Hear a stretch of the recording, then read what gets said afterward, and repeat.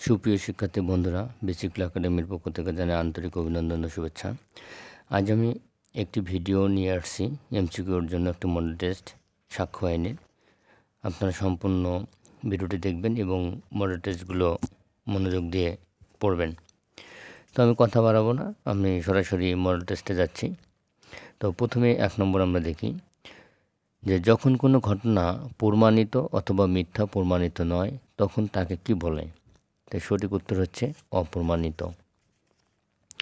Number 2, সাক্ষ্য আইনের কোন ধারায় বিচার্য বিষয়ের সংজ্ঞা দেওয়া হয়েছে?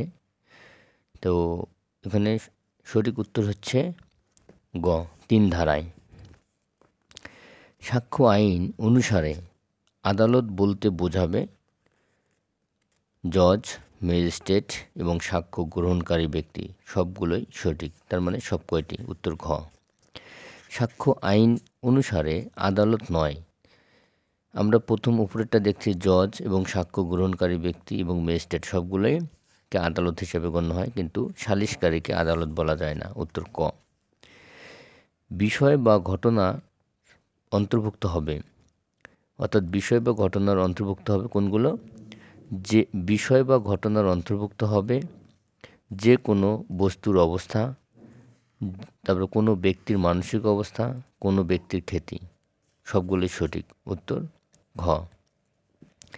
যে বিষয়ের উপর নির্ভর করে কোনো মামলার দাবিকৃত বা অস্বীকৃতি কোনো অধিকার দায় নির্ধারণ করা হয় তাকে কি বলে? তাহলে তাকে বলা হয় বিচার্য বিষয়। আচ্ছা, সাক্ষ্য এর সংজ্ঞা কত ধারায় প্রদান করা হয়েছে? সাক্ষ্য এর সংজ্ঞা সাক্ষ্য আইনে 3 ধারায় প্রদান করা হয়েছে। এখন আমরা 8 নম্বর কোশ্চেনটি দেখি। সাক্ষ্য আইনের 3 ধারা অনুসারে সাক্ষ্য কয় প্রকার? 3 ধারা অনুসারে সাক্ষ্য হচ্ছে 2 প্রকার। আচ্ছা, যখন উপস্থাপিত সব বিষয় বিবেচনা করে আদালত বিশ্বাস করে কোনো ঘটনার অস্তিত্ব আছে তখন সেই ঘটনা হচ্ছে প্রমাণিত। সঠিক উত্তর ক, প্রমাণিত। যখন উপস্থাপিত সব বিষয় বিবেচনা করে আদালত বিশ্বাস করেন কোনো ঘটনার অস্তিত্ব নেই তখন সেই ঘটনা হচ্ছে মিথ্যা প্রমাণিত। উত্তর ক। অপ্রমাণিত বলা হবে যখন বিষয়টি প্রমাণিত নয় এবং অপ্রমাণিত, তার মানে সঠিক উত্তর হচ্ছে ক এবং খ। উত্তর হচ্ছে গ। কয়টি ঘটনার উপর নির্ভর করে সাক্ষ্য দেওয়া যায়?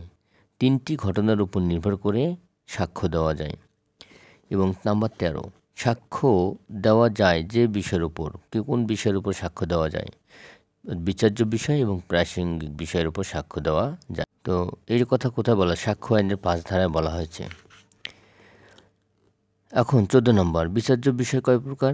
বিচার্য বিষয় 2 প্রকার, আইনগত বিচার্য বিষয় এবং তথ্যগত বিচার্য বিষয় বা ঘটনাগত বলা যায়। তো আইনগত বিচার্য বিষয় এবং ঘটনাগত বিচার্য বিষয় নিচে দেওয়া আছে, আপনারা একটু দেখে নেবেন। আমি পূর্ণাঙ্গ 100 মডেল টেস্ট আমি এখানে আপলোড করব, আপনারা সম্পূর্ণ দেখবেন। ধন্যবাদ।